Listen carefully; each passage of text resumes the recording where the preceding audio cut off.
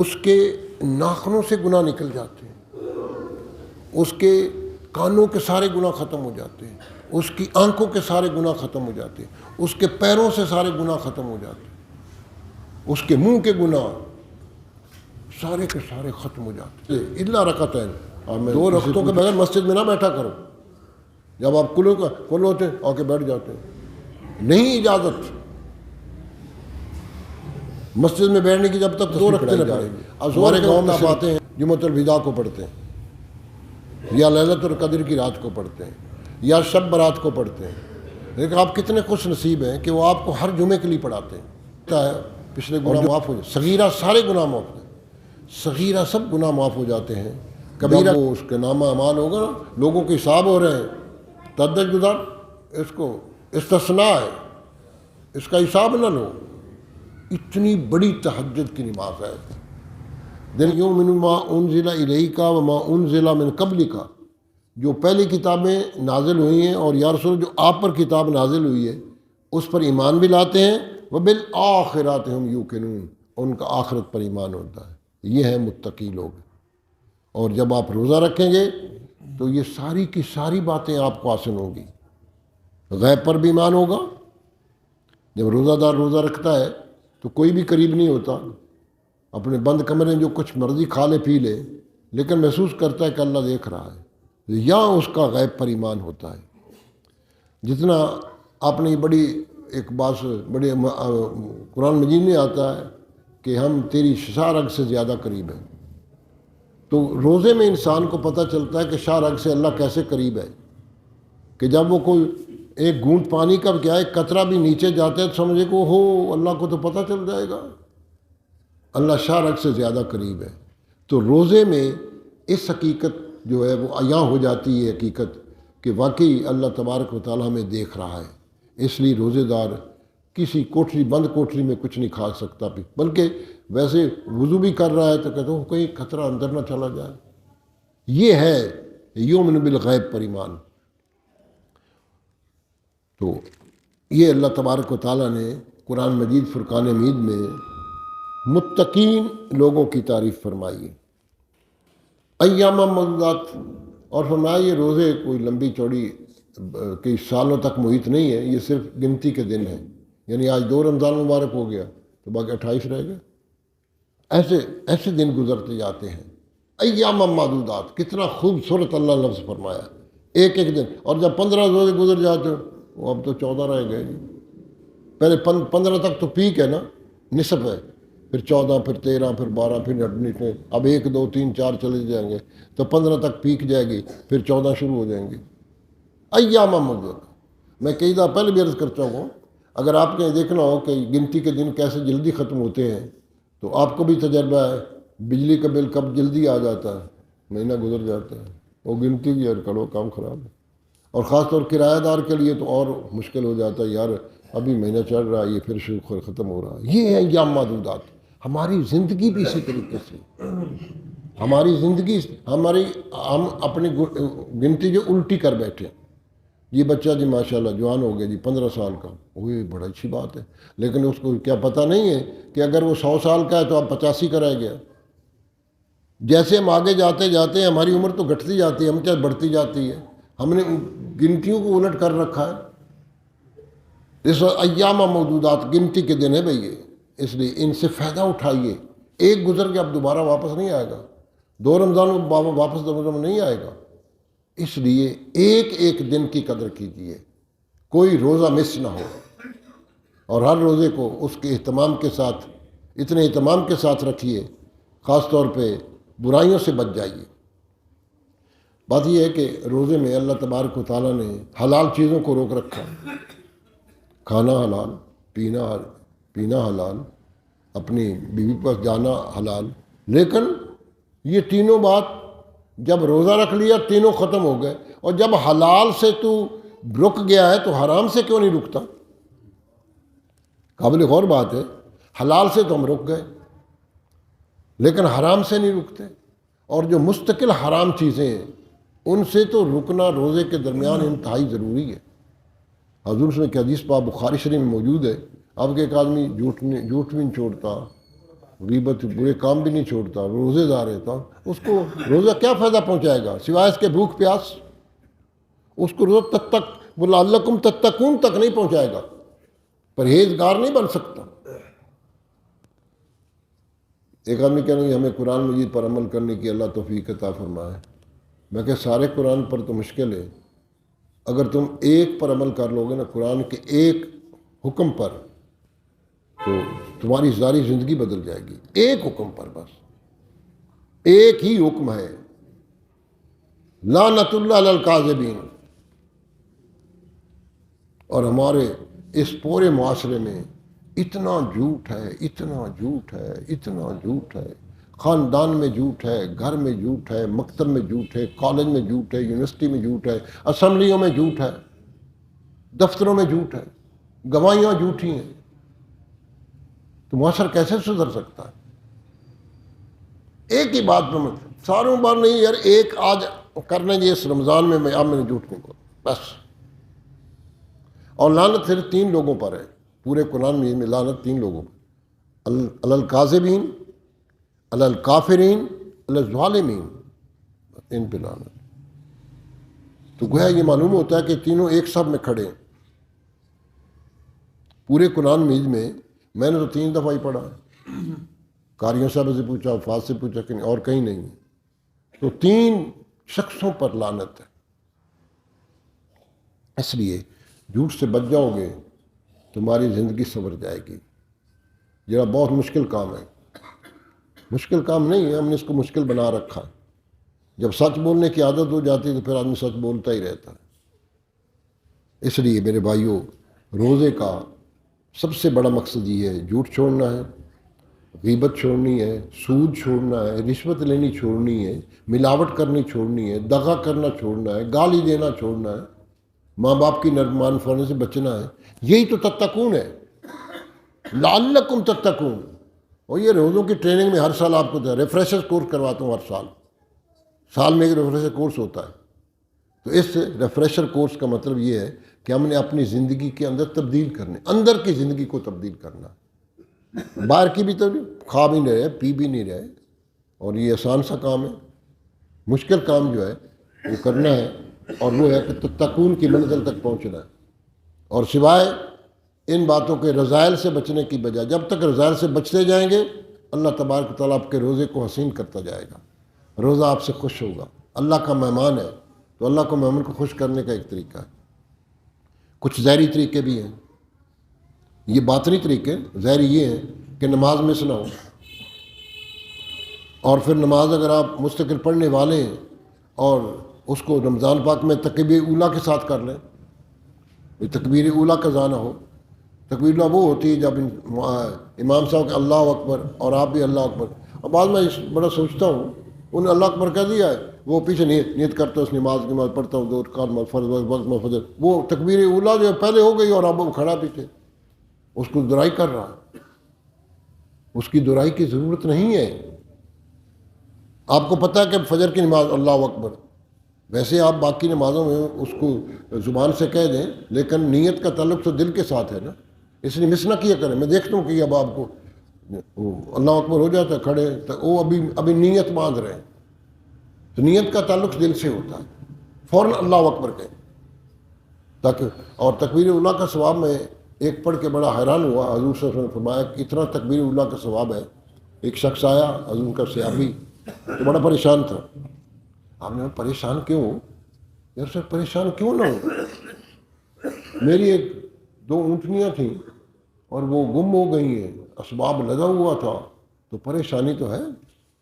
آپ نے اچھی بات، آپ نے پتہ میں یہ سمجھا تھا، حضور پاک فرما رہے ہیں ہمیں بتانے کے لیے، میں یہ سمجھا تھا کہ شاید تمہاری تکبیر اولیٰ فوت ہو گئی،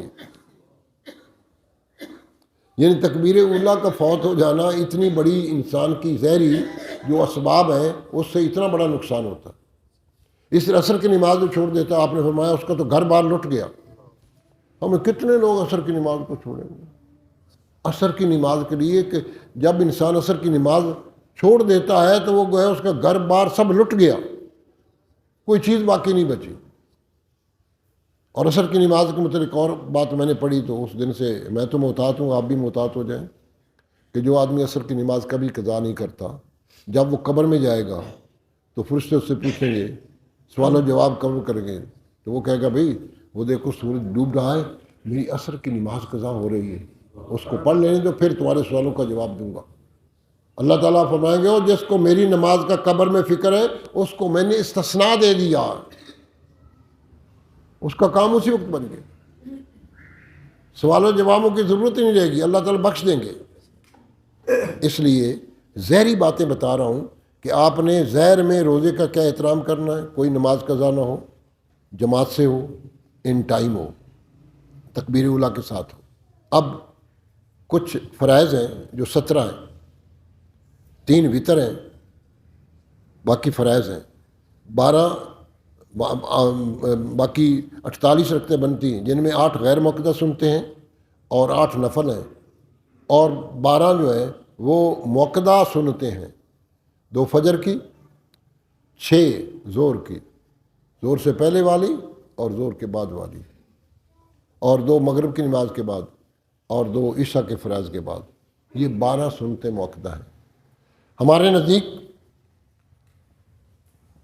امام اعظم رحمۃ اللہ کے نزدیک اس کا چھوڑنا بہت بڑا گناہ ہے، وہ گناہ میں مبتلا ہو رہا ہے۔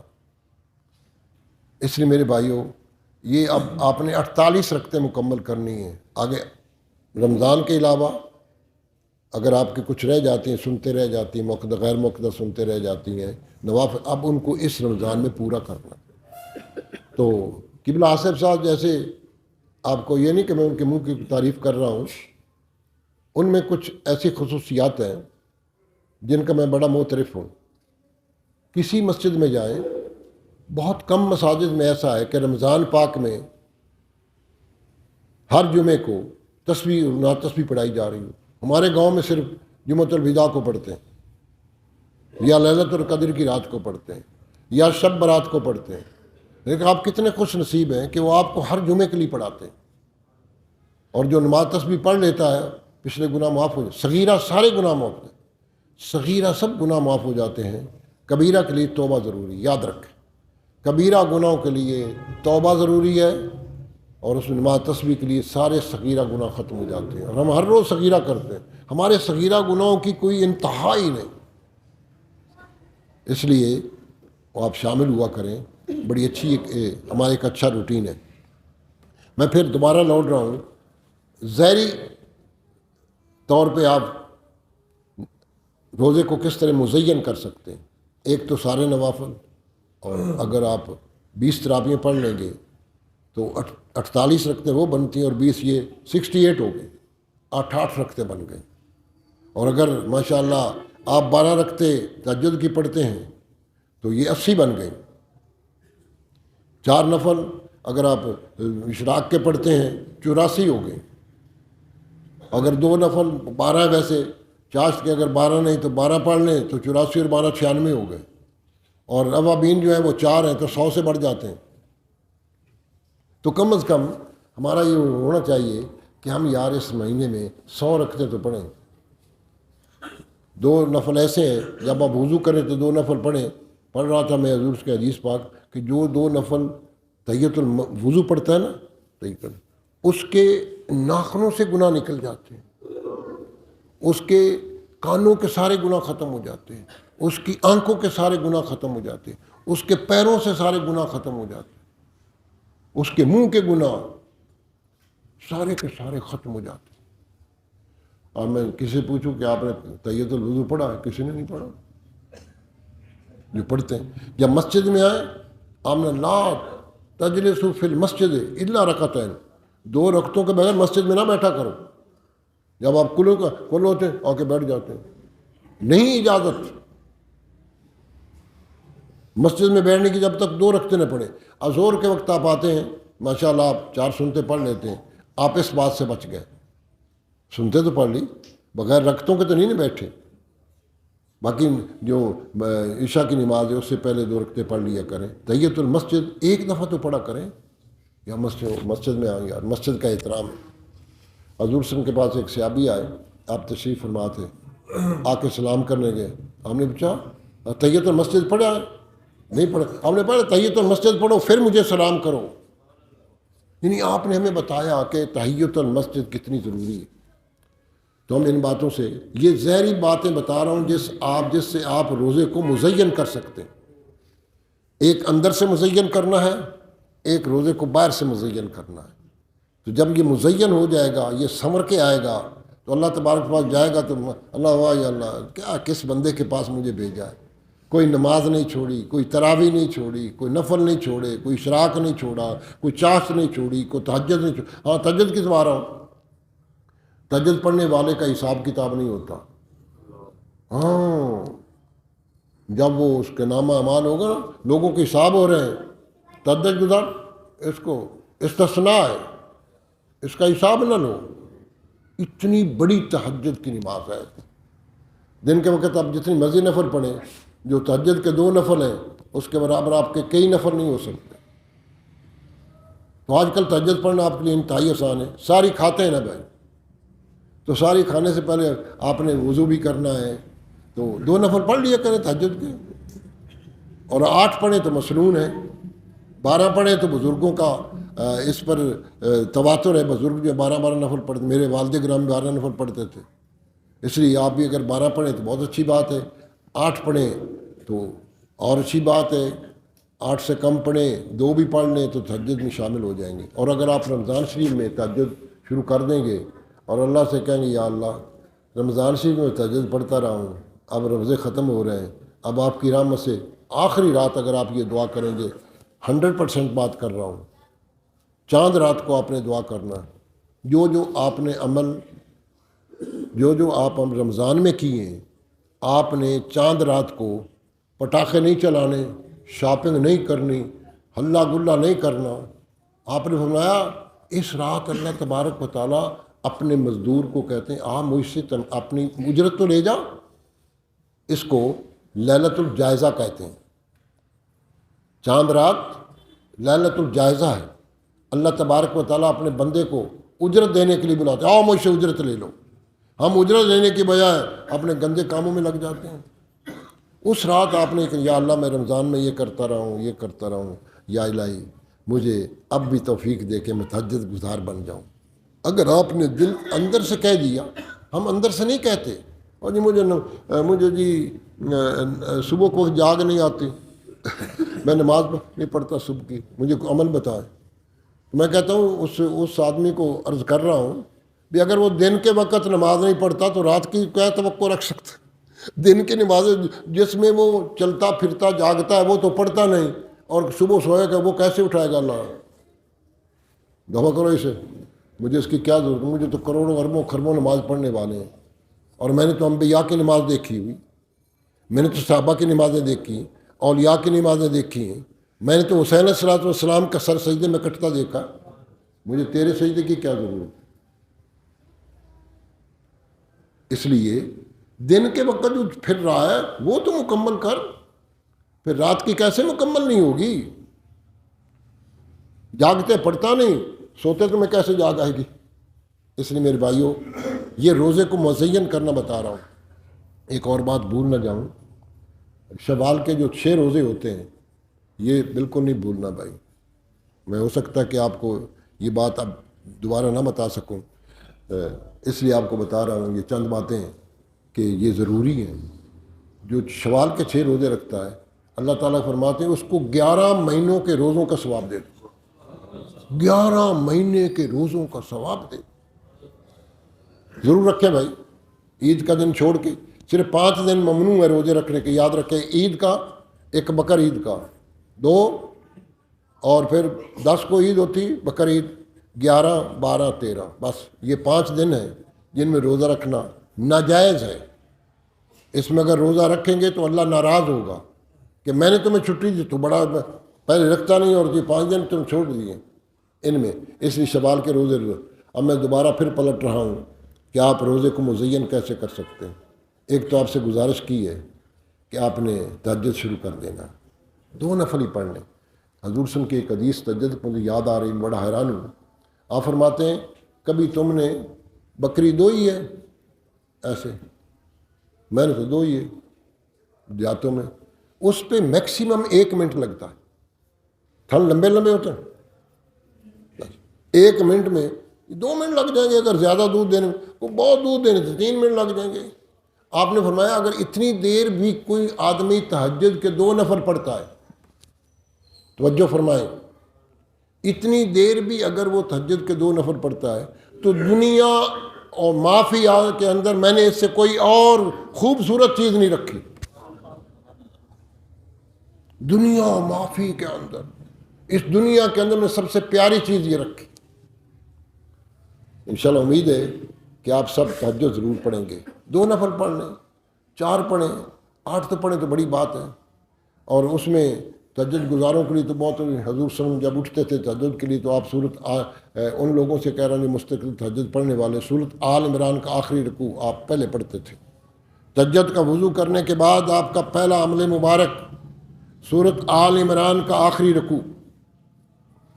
میں نے جب سے یہ پڑھا میں بڑا خوش بھی ہوا، اب تو ماشاءاللہ زبانیں بھی یاد ہو گیا ہے، تو کوئی زبانی یاد کرنے تو قرآن سے دیکھ کے مستقل تہجد گزار والوں کی یہ کہہ رہا ہوں کہ وہ سورۃ آل عمران کا آخری رکوع ضرور پڑھیں، اس کے بعد پھر تہجد شروع کریں۔ اور بہت سے تہجد کی پہلے دعائیں، تہجد کے اندر بہت سی دعائیں، تہجد پڑھنے کے طریقے مختلف، بزرگ مختلف بتائیں۔ آپ اتنا کیا کریں کہ 3 دفعہ کل پڑھ لیا کریں، کم از کم تہجد میں ہر رکعت میں 3 دفعہ کل ضرور پڑھیں تاکہ ایک قرآن مجید کا ثواب مل جائے۔ آج میں نے آپ سے وضاحت کی ہے، رمضان پاک میں روزے کو مزین کرنے کے لیے، خوبصورت بنانے کے لیے تہجد ضروری۔ اور پھر دوسری بات، فجر کی نماز بندے پڑھ کے سو جاتے ہیں، ہم 5:15 بجے جماعت کرا رہے ہیں، بھی لوگوں نے سونا ہوتا ہے، حالانکہ سورج طلوع ہونے سے پہلے سونا ممنوع ہے۔ میں آپ کو قرآن مجید کی ایک ایسی سنا رہا ہوں تاکہ آپ یہ سمجھیں کہ یہ ایسے اپنے آپ نہیں کہہ رہا، یہ اتنی ضروری بات ہے۔ یہ سورۃ طٰہٰ نکال رہا ہوں اور آپ کو بتا رہا ہوں اللہ تعالیٰ کیا فرماتے ہیں۔ اللہ اکبر، میں تو اس دن سے جی بڑا محتاط ہوں، اللہ تعالیٰ توفیق آپ کو بھی دے مجھے بھی دے۔ اللہ تعالیٰ کیا فرماتے ہیں،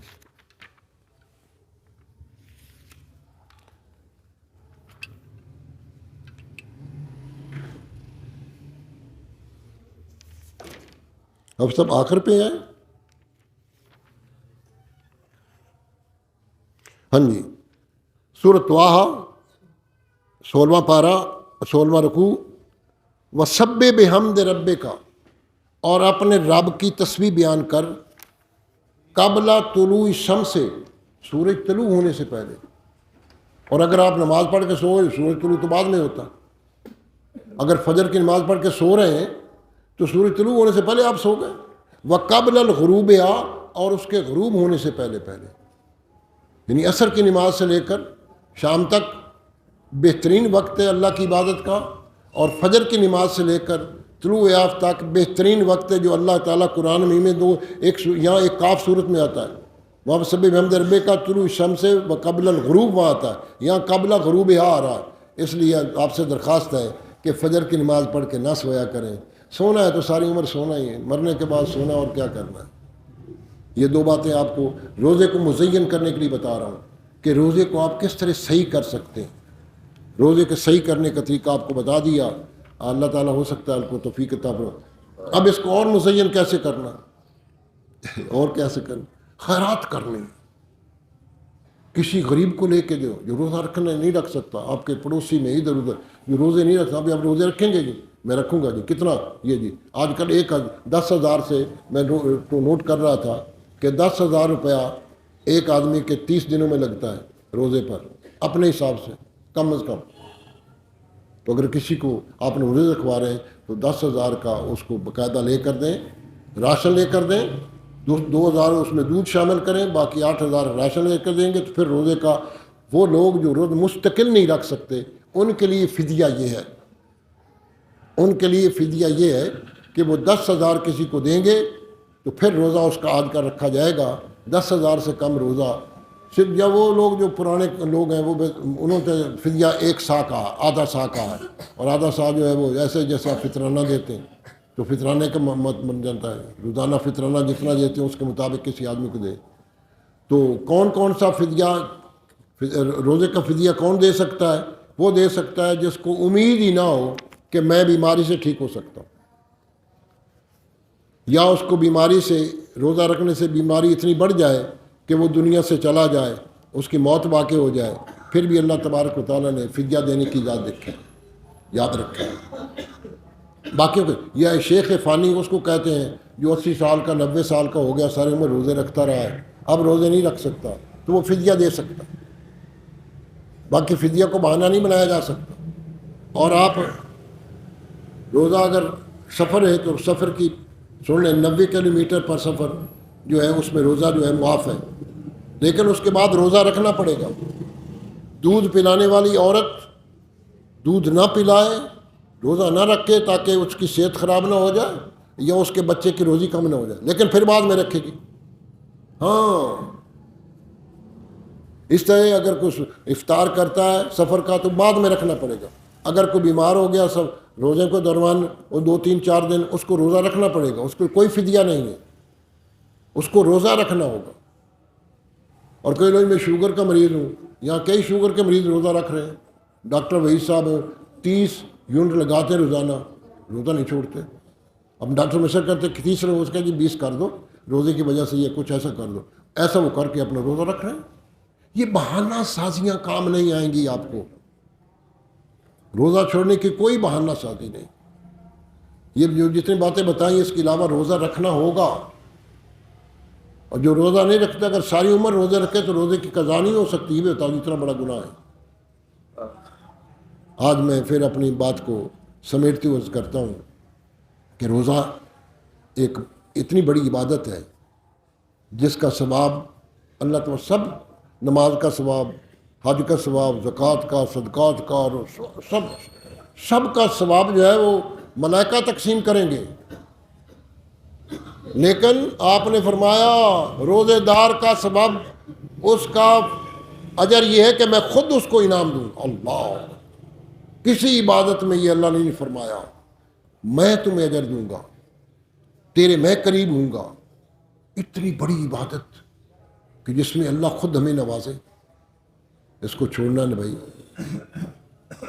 مختصر سی بات، روزے کو مزین کرنا ہے، اندر سے بھی باہر سے، جھوٹ نہیں بولنا، غیبت نہیں کرنی، چوری نہیں کرنی، ڈاکہ نہیں مارنا، رشوت نہیں کی تو آپ کرتے نہیں ماشاءاللہ، ملاوٹ نہیں کرنی۔ غیبت جو ہے یہ بہت بڑی، غیبت ہم کر جاتے ہیں، غیبت کر ہی جاتے ہیں۔ غیبت تمہاری ایسی نہ ہمارے رس رس میں، اور چھڈو اس میں بہت بڑا تیز آدمی غیبت ہوگی، اس کو تیز کہنا بھی غیبت ہے۔ اب عائشہ رضی اللہ تعالیٰ کے پاس آپ بیٹھی تھی، ایک عورت آئی تو وہ چلی گئی تو اس کا قد چھوٹا تھا۔ جب چلے تو حضور یہ تو بڑی ٹھینگنے قد کی تھی، اوے ایسا تم نے غیبت کی ہے، معافی مانگ اللہ سے۔ یعنی یہ بات کہنے بھی غیبت میں شامل ہے۔ اس واسطے بھائی ایسی وہ بات جو اس کو بری لگے اور آپ کی بات کر رہے ہیں کسی اور سے، یہ غیبت ہے۔ مختصر بات، وہ بات جو اس کے منہ پہ کہے اس کو بری لگے اور آپ کسی عدم موجودگی میں اس بات کو پروموٹ کر رہے ہیں تو یہ غیبت کہلاتی ہے۔ دعا ہے کہ اللہ تبارک تعالیٰ عمل کی توفیق عطا فرمائے۔